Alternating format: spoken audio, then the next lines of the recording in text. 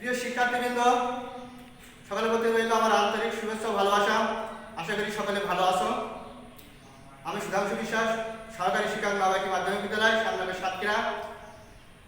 আজ আমি তোমাদের বাংলাদেশ বিশ্ব পরীক্ষা অষ্টম শ্রেণী নবম অধ্যায় থেকে আলোচনা করব।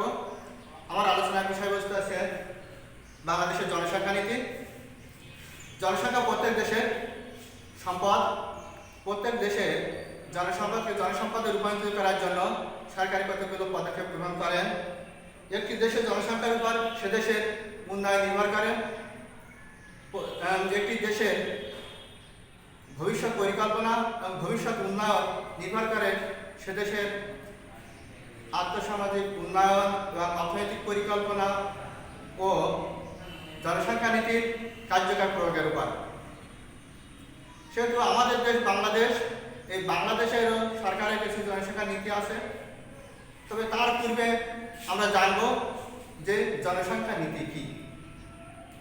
সাধারণতভাবে একটি দেশের জনসংখ্যা বিষয়ে জাতীয় পর্যায়ে যে পরিকল্পনা গ্রহণ করার জন্য যে দিক নির্দেশনা থাকে তাকে জনসংখ্যা নীতি বলে। আর্থসামাজিক উন্নয়নের জন্য জনসংখ্যা খুবই গুরুত্বপূর্ণ।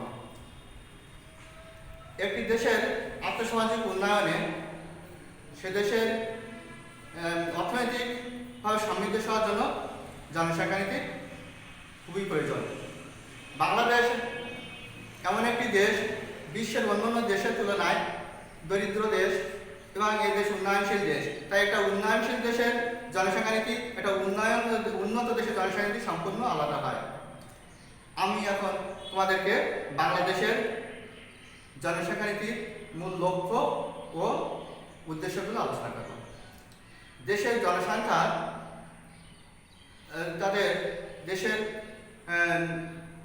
তাদের স্বাস্থ্য ব্যবস্থা, শিক্ষা ব্যবস্থা নিশ্চিত করা, যাতে প্রত্যেকটা দেশের জনগণের তাদের স্বাস্থ্যবিধিগুলো মেনে চলতে পারে সেদিকে লক্ষ্য রাখা।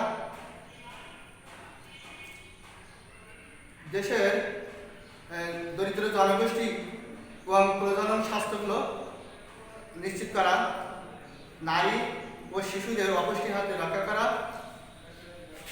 অপুষ্টি হাতে তাদেরকে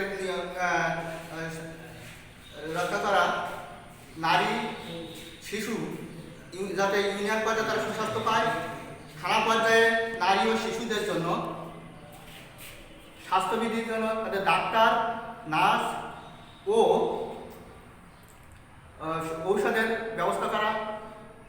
বিশেষ করে গ্রামাঞ্চলের নারীদের, প্রসূতি নারীদের তাদের মাতৃকালীন নিরাপত্তার ব্যবস্থা করা।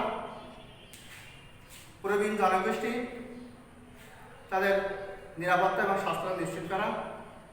দরিদ্র জনগোষ্ঠী, বিশেষ করে বিশেষ চাহিদা সম্পন্ন জনগণের জনসংখ্যা নির্দেশ। প্রত্যেকটা দেশের জনসংখ্যা নীতির জন্য সরকার কিছু কিছু পদক্ষেপ গ্রহণ করেন। আমাদের দেশের সরকার জনসংখ্যার নীতি পদক্ষেপ গ্রহণ করেছে, তার সঙ্গে বেসরকারি সংস্থাগুলো পদক্ষেপ গ্রহণ করেছে। আমি প্রথমে আমাদের সরকার বা সরকারি পদক্ষেপগুলো, জনসংখ্যা নীতি যে সরকারি পদক্ষেপগুলো সেগুলো নিয়ে তোমাদেরকে আলোচনা করব। নিরাপত্তা ও শিক্ষার হার বৃদ্ধি। সাধারণত আমাদের নিরাপত্তা ও শিক্ষার হার বৃদ্ধির সরকার একটা ব্যাপক কর্মসূচি গ্রহণ করেছে। এর আওতায় দেশের নারী পুরুষ সকলের শিক্ষার ব্যবস্থা করা হয়েছে। দ্বিতীয় হলো নারী শিক্ষার প্রসার। সরকার নারী শিক্ষার প্রসারের জন্য ব্যাপক কর্মসূচি গ্রহণ করেছে। প্রাথমিক স্তর থেকে মাধ্যমিক স্তর পর্যন্ত বইয়ের ব্যবস্থা করা হয়েছে। আর ষষ্ঠ থেকে দ্বাদশ শ্রেণী পর্যন্ত মেয়েদের উপবৃত্তির ব্যবস্থা করেছে সরকার। এটা যাতে আমাদের দেশের নারীরা ভালোভাবে শিক্ষা গ্রহণ করতে পারে। 3 নম্বর হলো চিকিৎসা ব্যবস্থাকে সরকার ব্যাপক পরিবর্তন করেছে, যাতে দেশের জনগণ ভাবে সুচিকিৎসা পায় তার ব্যবস্থা নিশ্চিত করেছে। এর হিসাবে পরিবার পরিকল্পনা কর্মসূচি গ্রহণ করেছে। বিয়ে রেজিস্ট্রেশন করানোর মাধ্যমে যাতে কাজী অফিসে বিয়ে করতে পারে, জনগণ সেই ব্যবস্থা করা হয়েছে। তার যদি বিয়ে করলে বিয়ে রেজিস্ট্রেশন থাকলে তাহলে আর বাল্য বিবাহ রোধ হবে, এজন্য সরকারি উদ্যোগ গ্রহণ করেছে। আয় বৃদ্ধি, হাঁস মুরগি পালন, মৎস্য চাষ ইত্যাদি আয় বৃদ্ধিমূলক কর্মসূচিতে মেয়েদেরকে উদ্বুদ্ধ করা হয়েছে।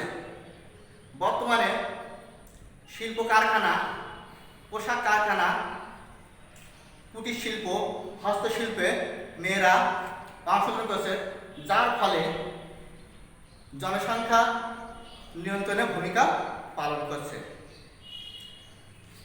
বাংলাদেশ সরকার এই জনসংখ্যা নিয়ন্ত্রণের জন্য কার্যকরী ভূমিকা পালন করছে। সরকারের আরেকটি বড় উদ্যোগ, যেটি নারীদেরকে নারী শিক্ষার প্রসার বা তাদেরকে ক্ষমতায়নের জন্য শিক্ষা খাত সহ অন্যান্য বিভিন্ন চাকরিতে তাদেরকে নিয়োগের ব্যবস্থা করেছেন এবং কোটা পদ্ধতি চালু করেছেন।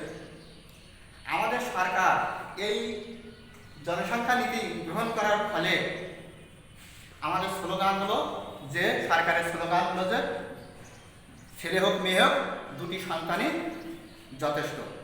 আর এই নীতি আওতায় সরকার অনেক সাফল্য অর্জন করেছে।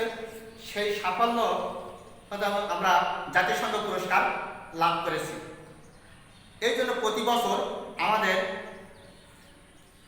2রা ফেব্রুয়ারি বাংলাদেশের জনসংখ্যা দিবস পালন করা হয়। এবার আমি বেসরকারি উদ্যোগগুলো আলোচনা করব। স্থানীয়, জাতীয় ও আন্তর্জাতিক পর্যায়ে বেসরকারি উন্নয়ন সংস্থাগুলো তারা ভূমিকা পালন করছে। বাংলাদেশ স্বাধীন পর থেকে তারা পুনর্বাসনের কার্যক্রমে অংশগ্রহণ করেছে। তারই ভিত্তিতে তারা বাংলাদেশের জনসংখ্যা নীতিতে বাংলাদেশের উন্নয়নে তারা কাজ করছে। আমাদের দেশের বেসরকারি এনজিও সংস্থাগুলো তারা যেসব ভূমিকা পালন করেছে জনসংখ্যা নিয়ন্ত্রণে, তার মধ্যে কমিউনিটি ভিত্তিক পরিবার পরিকল্পনা, কমিউনিটি ভিত্তিক পরিবার পরিকল্পনা নীতির আওতায় তারা এদেশে জনগণকে প্রশিক্ষণ দিচ্ছে, টিকা, ইনজেকশন, তারপরে শিক্ষামূলক ব্যবস্থা তারা চালু করেছে। দ্বিতীয় হলো 2 সন্তানের পরিকল্পিত পরিবার। আমাদের দেশের সরকারি নীতির আলোকে 2 সন্তানের যাতে জন্ম নিয়ন্ত্রণের মাধ্যমে 2 সন্তানের পরিবার গঠন করে সুন্দরভাবে সচ্ছল পরিবার গঠন করতে পারে, সে লক্ষ্যে তারা কাজ করছে। বাল্যবিবাহ রোধ করবে তারা আমাদের স্বাস্থ্যসেবামূলক কার্যক্রমের সঙ্গে সঙ্গে বাল্যবিবাহ রোধের গ্রামগুলোতে তারা কাজ করছে। তারা কমিটি তৈরি করে কমিটির মাধ্যমে তাদের সংস্থার মাধ্যমে তাদেরকে প্রশিক্ষণ দিচ্ছে এবং তাদেরকে এ থেকে উদ্বুদ্ধ করছে। স্বনির্ভরতা কার্যক্রমের মাধ্যমে হাঁস মুরগি পালন, গরু ছাগল পালন এবং তাদের আয় বৃদ্ধিকরণ লক্ষ্যে বেসরকারি সংস্থাগুলো কাজ করছে। আর তাদেরকে স্বনির্ভর করার জন্য তাদেরকে ঋণ দান সহায়তা কার্যক্রম চালু রেখেছে। সচেতন করার জন্য তারা প্রশিক্ষণ, ইনজেকশন, টিকা এবং তাদেরকে পোস্টার, লিফলেট, ডকুমেন্টারি ফিল্ম ইত্যাদি সরবরাহ করছে। প্রশিক্ষণ কার্যক্রম, বেসরকারি সংস্থাগুলো তাদের দক্ষ প্রশিক্ষক দ্বারা আমাদের দেশের নারীদের এবং মেয়েদেরকে প্রশিক্ষণ দিচ্ছে, যার ফলে তারা টিকা, ইনজেকশন এবং অন্যান্য বিষয়ে অভিজ্ঞতা অর্জন করে। ধর্মীয় নেতাদের উদ্বুদ্ধ করে তাদেরকে কর্মশালা আওতায় প্রশিক্ষণ দেওয়া হচ্ছে এবং তাদেরকে কর্মশালা আয়োজন করছে। ধর্মীয় নেতারাও আমাদের এই জনসংখ্যা নিয়ন্ত্রণে সঠিকভাবে অংশগ্রহণ করছে, সঠিক কার্যক্রমে তারা অংশ করছে, তারাও জনগণকে এ বিষয়ে উদ্বুদ্ধ হতে সাহায্য করছে। এইটা ছিল আজকের আমাদের বাংলাদেশের জনসংখ্যা নীতির কার্যক্রম। বাংলাদেশের জনসংখ্যা নীতির তোমরা আশা করি এই বিষয়টা বুঝতে পেরেছো। এই বিষয়ের আলোকে তোমরা বিষয়টা বুঝতে পেরেছো। তোমরা এই বিষয় নিয়ে আর একটু বাড়িতে পড়াশোনা করবে, তাহলে তোমরা ভালোভাবে এই বিষয়টা আয়ত্ত করতে পারবে। তোমাদের বাড়ির কাজ দেওয়া আছে জনসংখ্যা নিয়ন্ত্রণে বেসরকারি উদ্যোগের তালিকা তৈরি করো। সকলকে ধন্যবাদ।